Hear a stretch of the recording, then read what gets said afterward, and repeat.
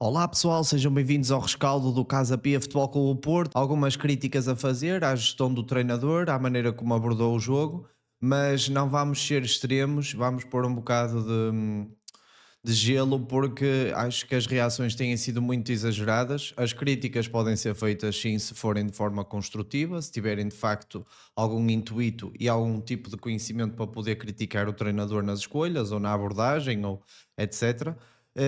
Dizer que a derrota um dia ia chegar e agora nós, adeptos portistas ou pessoas que gostam de futebol, vamos ver como é que esta equipa do Porto se aguenta em termos emocionais e como é que vai responder no campeonato, ainda para mais numa véspera de clássico.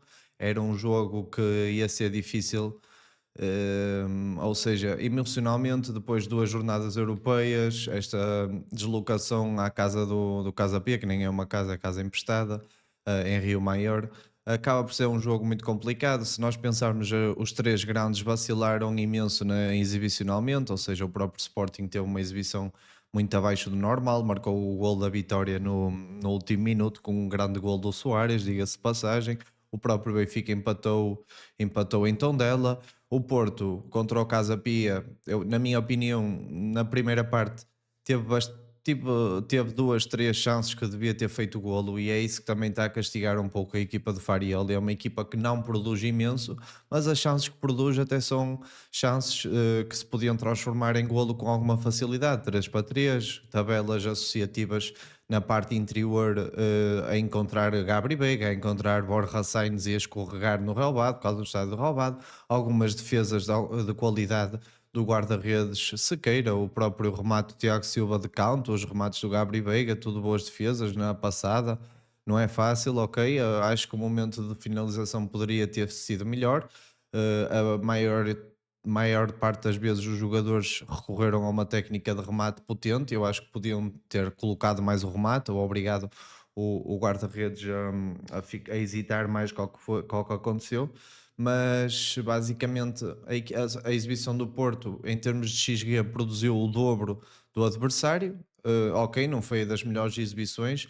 O Samu teve um recorde negativo de toques, segundo o Goal Point, na liga, ou seja, nove bolas perdidas ou toques maus dados por Samu. E isto quer dizer que teve um jogo muito mau. Mas algo aqui que eu quero dizer que é os jogadores todos vão ter melhores momentos de forma, piores momentos de forma, e toda a gente, ou quase toda a gente, estava para perceber que o Samu não estava a ter um jogo muito positivo, apesar de estar a conseguir fazer de parede e ter feito de parede 3 4 vezes e até ter feito bons passos que te podiam ter dado em golo. A verdade é que o Samu estava a ter muita dificuldade porque se estava a dar à marcação do central do Casa Pia, que fez um enorme jogo. Portanto, o Samu ao ter dificuldades, o que eu expectava era que o Samu fosse substituído. Eu entendo que nós estávamos a jogar contra uma equipa que estava muito baixa e o treinador queria recorrer aos cruzamentos para chegar ao golo. Mas a verdade é que a passar o minuto 80, 80 e tal, o Porto já tinha 29 cruzamentos no jogo e não foi assim que ia chegar ao golo. Ou seja, acho que podíamos ter trabalhado os ataques organizados de uma forma melhor.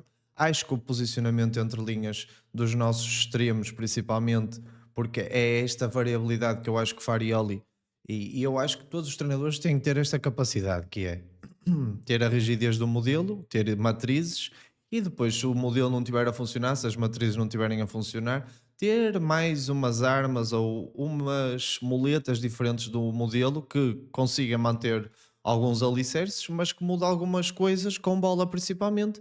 E nesse aspecto é onde entra para mim a primeira crítica, que é para mim, ok? Eu estou a dar a minha opinião, a gestão do planeamento do treinador em relação às opções, relativamente à abordagem tática. O que é que eu quero dizer com isto? Contra o Rangers, o Futebol Clube do Porto jogou e é uma equipa que pressiona homem a homem, que não dá espaço, que normalmente no bloco adversário tenta condicionar na primeira saída. O Casa Pia não é essa equipa. O Casa Pia, todos nós sabemos que era uma equipa que ia defender baixo, uma equipa que ia tornar o jogo fechado, que ia não conceder muitos espaços no seu próprio meio campo E por isso mesmo, olhando para essas características, qual era o jogador mais apropriado para jogar contra blocos baixos? Independentemente de eu preferir ver o Gabri Veiga e o Rodrigo Moura a titular, sabendo que segundo o Farioli os dois a titular não podem estar, qual dos dois é que era mais apropriado para jogar contra a pressão homem a homem, que tem mais probabilidade de teres a probabilidade de dar o choque, ou seja, quem é que tem mais capacidade de choque entre o Rodrigo Mora e o Gabri Veiga? É claramente o Gabri Veiga, portanto, para um jogo de pressão homem a homem, o Gabri Veiga sobressaía mais e ia ter mais capacidade de aguentar o choque. Por acaso, o Rodrigo Mora conseguiu ludibriar muitas vezes a pressão dos jogadores do Rangers e sair muitas vezes bem a jogar e conduziu muitos metros com bola. Mas a verdade é que o estilo de jogo do Mora, na minha opinião, o que o favorece mais é jogar em ataque organizado. O ataque organizado do Mora é 10/10 em avaliação, na minha opinião. É o aspecto do jogo onde ele é mais forte. E tu estás a jogar contra um bloco baixo e tens um jogador que é exatamente feito para jogar contra blocos baixos em ataque organizado e não o metes a jogar nem um minuto, para mim é incompreensível nesse aspecto. Não faz sentido nenhum, porque o Mora, e eu percebo, quer dizer, não percebo, entendo que isso é teimosia do treinador. Eu vou-vos explicar porquê. Se vocês pensarem, ele meio que castra os jogadores para todos desempenharem as funções das posições consoante ele quer, ou seja, o Rodrigo Mora faz a posição de interior, mas faz o que o Gabri Veiga faz. O Gabri Veiga faz o que o treinador lhe pede. Ou seja, os jogadores que vão jogar naquela posição vão ser quase todos espelhos uns dos outros, porque o treinador quer as mesmas funções em todos os jogadores, certo? E isto, na minha opinião, acaba por não ser. Não é muito bom, porque quando o jogo está preso e tu não consegues desbloquear nem de uma maneira nem de outra, o teu modelo de jogo, as tuas jogadas padronizadas, a tua rigidez não está a funcionar, a tua rigidez, o teu trabalho como treinador, tens que ter e trabalhar também a inspiração dos jogadores. E a inspiração dos jogadores no último terço é muito importante para desbloquear jogos na Liga Portuguesa contra blocos baixos. É muito importante. Nós podemos ter muitas jogadas padronizadas e vamos explicar isso na borda, como encontrar esta zona, que o Porto por acaso não encontrou quase vezes nenhumas. Todas as jogadas que o Porto fez foi aqui à entrada da área, a maior parte. Aquela que o Francisco Moura ganhou aqui, depois a bola já tinha saído. Tinha que ter muito mais desses lances. E o que eu digo é, para conseguir causar alguma dúvida e algum pânico nos adversários, não é mudar o modelo de jogo todo. É apenas, como é que eu quero dizer, o que é que eu quero dizer com isto? Por exemplo, em vez de estar o extremo sempre aberto e o lateral aí dentro, por exemplo, meter o Francisco Moura aberto mesmo na largura toda e meter aqui o Rodrigo Moura, porque esta posição já não é de extremo. Nós estamos a jogar contra um bloco baixo, nós já não precisamos de tanta velocidade nestes jogadores, precisamos que este jogador tenha rasgo, que tenha um para um ofensivo, consiga desbloquear, consiga desequilibrar, consiga passar, ludibriar o adversário com uma finta de corpo. E nesse aspecto, o Rodrigo Moura era muito melhor, por exemplo, a acrescentar para entrar a extremo do que o próprio Pietruszewski, que é um jogador que não tem tanta experiência a jogar contra blocos baixos, por exemplo. E nesse aspecto, eu acho que, ou seja, o Porto, o Farioli devia ter usado o Gabri Veiga no jogo da Liga Europa e o Rodrigo Moura neste jogo. Mesmo não metendo o Rodrigo Moura a titular, o Rodrigo Moura tinha que entrar na segunda parte e o Gabri Veiga tinha que continuar dentro do campo. Porquê? Porque o Porto estava a chegar lá mais facilmente através de jogadas associativas do que de cruzamentos. Essa estatística que eu vi durante o jogo, 29 cruzamentos, e o Porto não chegou lá de cruzamento, quer dizer alguma coisa também, não é? Portanto, estes dados todos, o que eu quero dizer é, nós não éramos os melhores do mundo, nem somos agora os piores do mundo. Temos que pensar, no início da época, se nos perguntassem assim, o Porto, à 20ª jornada, vai ter uma derrota, um empate e 18 vitórias. Vocês querem, assinem por baixo ou não? Toda a gente dizia que assinava por baixo. E isso, nós não podemos tirar valor ao que a equipa fez e ao que os jogadores trabalham e fazem, certo? Agora, sinto que a equipa está. Alguns jogadores estão em baixo de forma, os extremos não estão a conseguir produzir como já produziram. O William Gomes marcava golos fora da área quase consecutivamente, agora entrou com aquele erro infantil.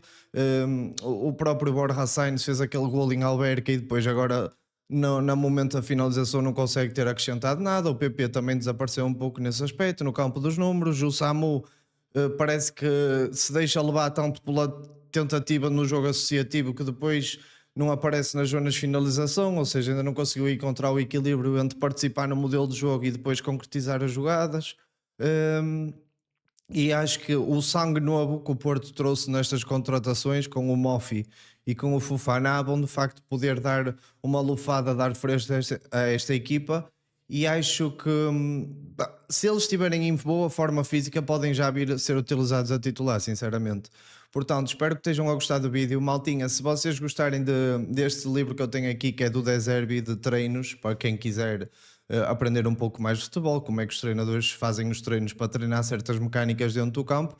Eu vou começar a partir de hoje a ter uma parceria com a Soccer Tutors e vou ter esse link sempre na minha descrição. Se vocês quiserem comprar algum artigo nesse site, já sabem, é só usar o meu link. Eu tenho, acho que é 10% ou 20%, dependendo do que for o que vocês compram. Podem comprar livros, podem comprar o software que já vem com imensos treinos do Jurgen Klopp, do De Zerbi, do Farioli, tem lá muita coisa. E basicamente é isso, pessoal. Portanto, espero que estejam a gostar. Deem subscreve no canal do YouTube. Muito obrigado a todos que têm comentado. Eu vou-vos responder mal posso aos comentários todos, não se esqueçam. E basicamente é isso. Deem like, deem hype. E quem puder dar uma ajudinha, subscreva no Patreon, maltinha. É isso, até já. E vamos passar aqui à explicação da board tática e o que é que eu acho que o Porto poderia ter feito diferente. Então, antes de começarmos já a falar das explicações na board tática, pessoal, outra das coisas que me esqueci de falar de vocês na introdução é o facto dele mudar a defesa. Ou seja, eu sei que o Tiago Silva já jogou e o Porto até ganhou nesses jogos, mas eu sinto que a equipa está mais rotinada, está mais trabalhada com os dois centrais polacos, seja no momento defensivo, quando a equipa está a defender em organização defensiva, em bloco baixo, seja quando está a pressionar alto e o Benarek tem que andar a amarrar homem a homem no adversário, o Kivior a fazer as dobras, muito inteligente. Ou seja, a cumplicidade entre os dois jogadores polacos que são internacionais há muito tempo pela seleção e conhecem-se há muitos anos, e a complementaridade dos pés diferentes, pé esquerdo, pé direito, o tipo de perfil, um central mais físico, mais possante, mais bloqueador de remates, o outro jogador mais de técnica de passe, sublime, visão de jogo, mas também com capacidade no jogo aéreo, capacidade de defender bem. Então é uma defesa que se complementa muito bem. Contudo, acho que contra o Sporting vai jogar Kivior a defesa esquerda e Bednarek e Tiago Silva. O que eu sinto é que a equipa lá está, sente mais segurança, sente mais estabilidade quando olha e vê no eixo central o Kivior e o Bednarek, coisa que nos últimos jogos, principalmente para a Liga, não tem acontecido desde que o Tiago Silva chegou. Eu acho que o treinador também tem que pensar se é a melhor opção ou não, e se a outra defesa estava a ter bons resultados, entre aspas. E eu vou-vos também explicar aqui no ataque organizado o que é que muda do Kiber para o Tiago Silva, e vamos então começar por explicar. O Tiago Silva, como tem pouca velocidade e já tem alguma idade, não se pode aventurar a avançar muito no terreno, porque depois, se calha do Porto perder a bola, tem que cobrir muitas distâncias e acaba por ser complicado. Portanto, o que o Kiber faz no momento que o Porto tem bola e está a jogar contra um bloco muito baixo, e isso já aconteceu muitas vezes, é o Bednarek que fica o último homem aqui sozinho, normalmente fica de olho no ponta-lança, que era o Cassiano, e o Kiber jogava quase como um médio centro aqui, ok? E construía daqui muito bem, conseguia fazer muito bem as jogadas que o Porto gosta de fazer nesta zona do terreno, com o Samu a vir de apoio, a jogar no Samu, o Samu de primeira, e foi o que aconteceu até com o Gabri Veiga a encontrar muitas vezes o remate e etc. E eu acho que o Porto fez uma coisa mal, que foi variar entre jogar associativo com as tabelas no meio e procurar a largura, seja com o lateral todo aberto na largura, seja com o extremo todo aberto na largura. Se o extremo estiver todo aberto na largura, a bola tem que entrar no extremo e o lateral tem que fazer um movimento de interior para puxar ou este ou este. Se puxar este, baixa a linha defensiva e a linha de fora de jogo, e pode ser aproveitada aqui esta zona com um movimento de um drible, tentativa de drible para ganhar espaço para depois passar para o Gabri Veiga, por exemplo. Mas esta zona do o Porto tem que ter a capacidade de alternar entre jogar na largura e jogar por dentro, para os adversários nunca estarem preparados mentalmente e estruturalmente em como parar o Porto, certo? O Porto entrou muito bem com estas jogadas associativas, Até o Rosário começou muito bem a procurar esta zona do campo, foi logo amarrado no início, até foi uma falta por assinalar, na minha opinião.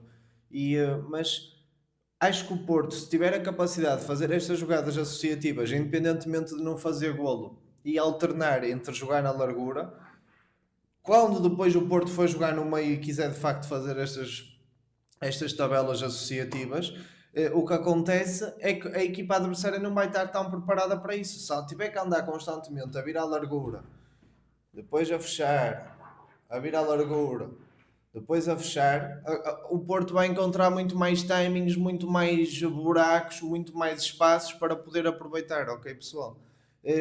O que eu acho que o Porto, lá está, uma mudança que nem é uma mudança na matriz de jogo, é apenas uma mudança no ataque organizado. O que eu faria com o Rodrigo Moura, ao ter um Rodrigo Moura que para mim, o jogador que me lembro mais de ver era o Messi, parecido com ele, em termos de desequilibrar, de fintar os adversários, de tirar 2, 3, 4 adversários da frente e meter a bola em arco no canto da baliza, é o jogador que me faz mais lembrar. Ok, não é, ninguém está a dizer que vai ser igual ao Messi, mas eu estou a dizer as características.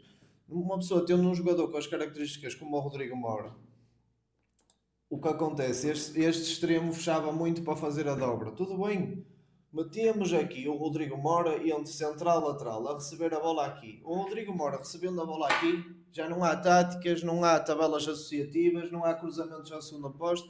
É só dizer, bora, aqui tens que desequilibrar, ganhar espaço para rematar e procurares o remate. Se conseguires procurar o remate e a ganhar ângulo de remate, tudo bem. Se conseguires servir o Samu, serve o Samu. Se conseguires servir ao segundo posto, serve ao segundo posto. Tu é que tens que decidir dentro da grande área. E na segunda parte, só este elemento estranho, que o Rodrigo Moura ia alterar tudo, porque o Rodrigo Moura posiciona-se como um joker, não joga de forma rígida, ele não consegue, principalmente em ataque organizado. E o Porto ia beneficiar muito disso, na minha opinião, porque o Rodrigo Moura, ao ser basicamente o joker, ia procurar espaços como este, ou seja, espaços mortos, e se ainda por cima tivesse o Gabri Veiga a complementá-lo, ou seja, a perceber o Rodrigo Moura está aqui e eu vou-lhe dar depois linha de passe de frente para poder tabular com ele, ou seja, meter o Gabri Veiga e o Rodrigo Moura em sintonia, não custa nada, meter o Francisco Moura bem aberto, se não quiser arriscar, ok, baixa o Kiber de médio centro e ficas com dois atrás, se quiseres o teu lateral direito, que neste caso era o Alberto na segunda parte, que não consegue contribuir muito contra blocos baixos, baixas, ficas com uma linha de 3 a construir, pronto, não tem mal. Se momentaneamente o Kiber conseguir subir, sobe o Kiber, ok? Ou sobe o Alberto, ok? A segurança defensiva está lá na mesma. Está lá na mesma, assim. E quando uma pessoa joga contra um bloco tão baixo, tem que ter esta capacidade de ter jogadores que, em pouco espaço, consigam ganhar um penalti, e fintar o adversário, passar a fazer duas bicicletas, puxar para aqui e meter a bola no ângulo.